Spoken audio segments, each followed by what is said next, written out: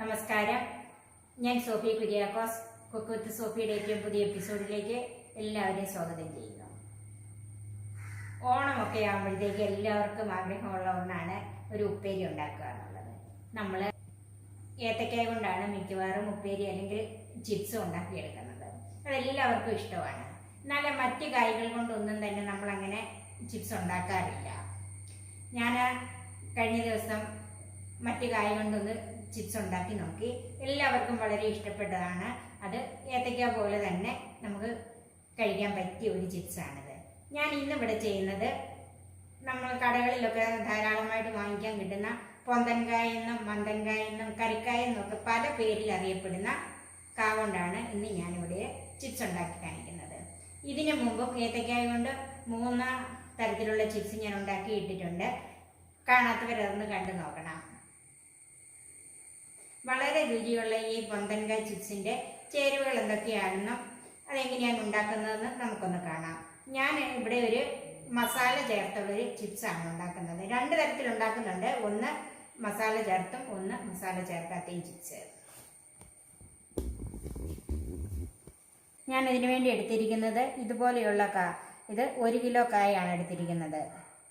ഇതെല്ലാ സൂപ്പർ മാർക്കറ്റിലും പച്ചക്കറി കടകളിലും ഒക്കെ നമുക്ക് വാങ്ങിക്കാൻ കിട്ടുന്ന ഒന്നാണ്. ഞാൻ ഇതിന് കുറേ കഞ്ഞിവെള്ളം എടുത്തിട്ടുണ്ട്, ഇതിൻ്റെ കറയൊന്ന് കളയാനായിട്ട്. അത് ചൂട് മാറിയ കഞ്ഞിവെള്ളമാണ്. ഇന്നത്തെ കഞ്ഞിവെള്ളം തന്നെയാണ് എടുത്തിരിക്കുന്നത്. പിന്നെ ഒരു 3/4 ടീസ്പൂൺ മഞ്ഞൾപ്പൊടി.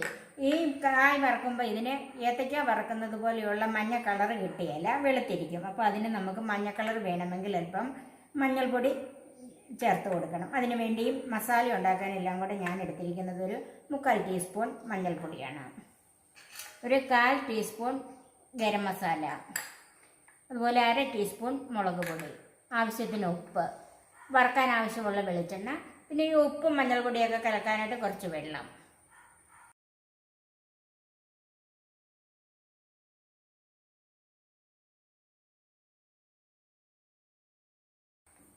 നമുക്കിതൊന്ന് പൊളിച്ചെടുക്കാം. ഞാൻ ഇതൊരു പേപ്പർ ഇട്ടിട്ടുണ്ട്. ഇതിൻ്റെ കറ അങ്ങോട്ടും ഇങ്ങോട്ടൊക്കെ തെറിക്കുമല്ലോ. അപ്പം ഇതിൻ്റെ അറ്റം മുറിച്ച് കളയുക.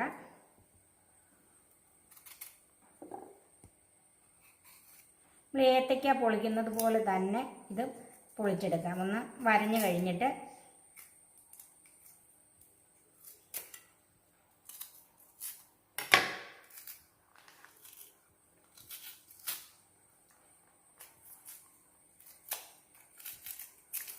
ഇതുപോലെ ഇങ്ങനെ പൊളിച്ചെടുക്കണം.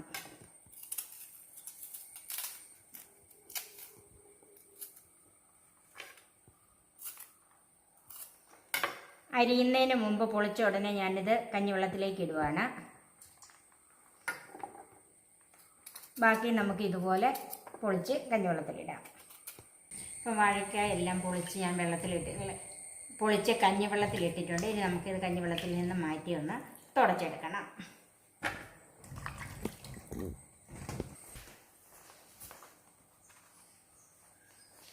ഇനി ഈ വെള്ളം ഇരുന്നാലും നമ്മൾ എണ്ണയിലേക്ക് ഇടുമ്പം പൊട്ടിത്തെറിക്കും. അതുകൊണ്ടാണ് ഞാനിതൊന്ന് തുടച്ചെടുക്കുന്നത്. ഇല്ലെങ്കിൽ കുറേ സമയം വെച്ച് ഇരുന്നാലും മതി. ഇനി നമുക്ക് ഇതൊന്ന് അരിഞ്ഞെടുക്കാം. കൈ കൊണ്ടോ ഇതുപോലെയുള്ളത് വെച്ചോ എങ്ങനെ വേണേലും നമുക്കതൊന്ന് അരിഞ്ഞെടുക്കാം. ഇങ്ങനെയുള്ളതാണെങ്കിലും ഉണ്ടല്ലോ ഒരേ കനത്തിൽ നമുക്ക് അരിഞ്ഞ് കിട്ടും. ഇത് എങ്ങനെ അരിഞ്ഞാലും വേണ്ടില്ല, ഇത് ഒരേ കനത്തിലായിരിക്കണം. അപ്പം നമുക്ക് ഒരുപോലെ മൂത്ത് കിട്ടുമല്ലോ. അപ്പം കാ മുഴുവൻ ഞാൻ അരിഞ്ഞ് വെച്ചിട്ടുണ്ട്. ഇനി നമുക്ക് ഉപ്പും മഞ്ഞൾപ്പൊടി ഒന്ന് കലക്കി വെക്കാം. ഇനി നമുക്ക് ഈ ഉപ്പും മഞ്ഞൾപ്പൊടി ഒന്ന് കലക്കിയെടുക്കണം. മഞ്ഞൾപ്പൊടി ചേർക്കുന്നത് ഈ ചിപ്സ് വെളുത്തിരിക്കും, അതിനൊരു കളർ കിട്ടാൻ വേണ്ടിയിട്ടാണ്. എടുത്ത് വെച്ചിട്ടുള്ളതിൽ ഞാൻ കുറച്ച് മഞ്ഞൾപ്പൊടി എടുത്തിട്ടുണ്ട്. കുറച്ച് മസാല ഉണ്ടാക്കി ഇതിലേക്ക് ഇടാൻ വേണ്ടിയിട്ട് മാറ്റി വെച്ചിട്ടുണ്ട്.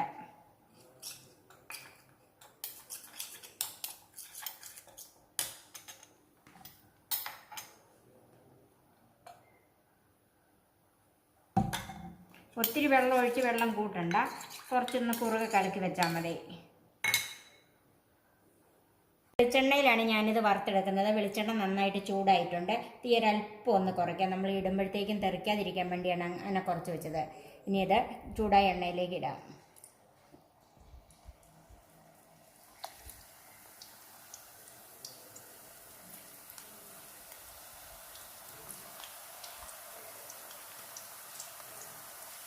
ഇത് ആദ്യമേ ഒന്നിച്ചരിഞ്ഞ് വെച്ചത് കൊണ്ട് ഒന്നിച്ച് വാരിയിട്ടിരുന്നാൽ അതെല്ലാം കൂടെ കൂടി പിടിച്ചിരിക്കും. അപ്പം നമുക്കത് ബുദ്ധിമുട്ടാകും പിന്നെ അത് എടുക്കാനായിട്ട്. അപ്പം നമ്മളിങ്ങനെ ഓരോന്നായിട്ട് എടുത്തിടുക. പിന്നെ ഇതിൽ വെച്ച് അരിഞ്ഞിടാൻ പ്രാക്ടീസ് ഉള്ളവരാണെങ്കിൽ നേരിട്ട് എണ്ണയിലേക്ക് തന്നെ അരിഞ്ഞിടാം.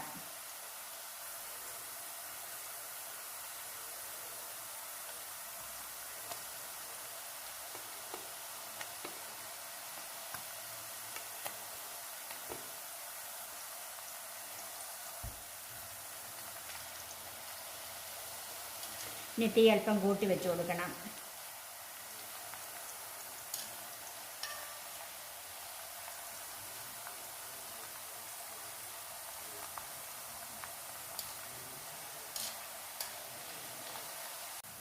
ഇതിലേക്ക് നമുക്ക് അല്പം മഞ്ഞൾപ്പൊടി കലക്കിയത് ഒഴിച്ചു കൊടുക്കാം. അതിന് നമുക്ക് എന്തോരം കളർ വേണോ അതിനനുസരിച്ച് ഒഴിച്ചു കൊടുക്കണം.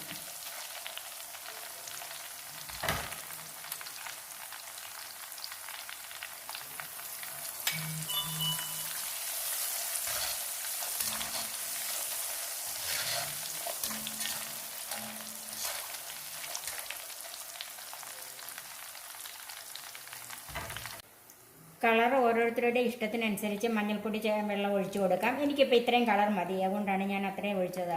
ഇനി ഇതിലേക്ക് ഉപ്പ് ചേർക്കാം.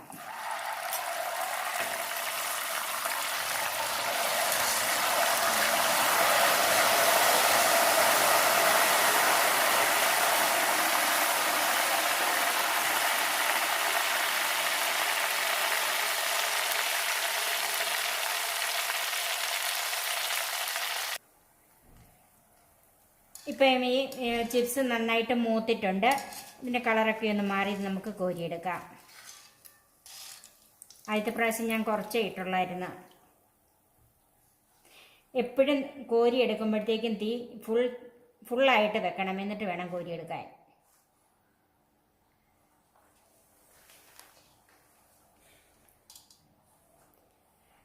പൊന്തൻകായ കൊണ്ടുള്ള ചിപ്സ് ആദ്യത്തേത് നമ്മൾ കോരി എടുത്തിട്ടുണ്ട്. ബാക്കി നമുക്ക് ഇതുപോലെ വറുത്തെടുക്കാം.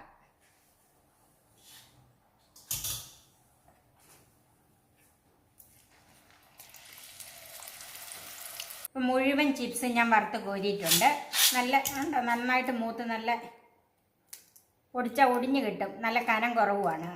അതുപോലെ നിങ്ങൾക്ക് ഇത് വറുത്തെടുക്കാം. ഇത് റോബസ്റ്റ വാഴക്കായോ അതുപോലെ ഞാലിപ്പൂവൻ വാഴക്കായോ പാളയംകുടം വാഴക്കായ കൊണ്ടൊക്കെ ഇതുപോലെ ചിപ്സ് ഉണ്ടാക്കിയെടുക്കാം. അപ്പം അതിൻ്റെ കളറിന് നമ്മൾ അതിനനുസരിച്ച് മഞ്ഞൾപ്പൊടി ചേർത്ത് കൊടുത്താൽ മതി. ഞാനിവിടെ കുറച്ച് ചിപ്സ് ഒരു പാത്രത്തിലേക്ക് മാറ്റുവാണ്.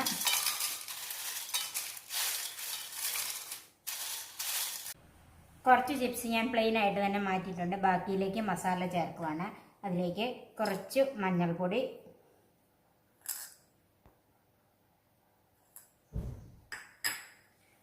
കുറച്ച് മുളക് പൊടി,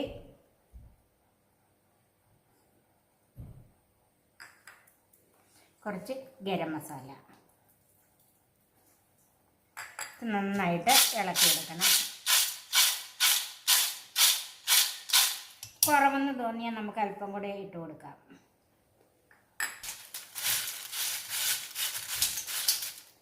മസാല ഫ്ലേവറിലുള്ള ചിപ്സും റെഡി ആയിട്ടുണ്ട്. മസാല ഫ്ലേവറിലുള്ള ചിപ്സ് നമുക്കൊരു സർവിങ് ഡിഷിലേക്ക് മാറ്റാം.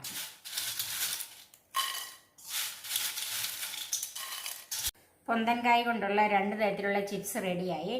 ഇത് ഉണ്ടാക്കി കഴിഞ്ഞാൽ ഇത് ഏത്തക്കായാണോ ഏത് കായാണെന്ന് പറയാൻ പറ്റില്ല. അതുപോലെ നല്ല രുചിയുണ്ട് ഇതിന്. നിങ്ങളും ഇതുപോലെ ഒന്ന് ഉണ്ടാക്കി നോക്കണം. എല്ലാവർക്കും ഇഷ്ടപ്പെടും. ഈ ചാനൽ സബ്സ്ക്രൈബ് ചെയ്യാൻ മറക്കരുത്. ഇതിൻ്റെ കമൻസ് അറിയിക്കണം. ലൈക്ക് ചെയ്യാനും ഷെയർ ചെയ്യാനും വിട്ടുപോകരുത്. പുതിയ പുതിയ റെസിപ്പികളുമായി നമുക്ക് വീണ്ടും കാണാം. ഞാൻ സോഫി കുര്യാക്കോസ്.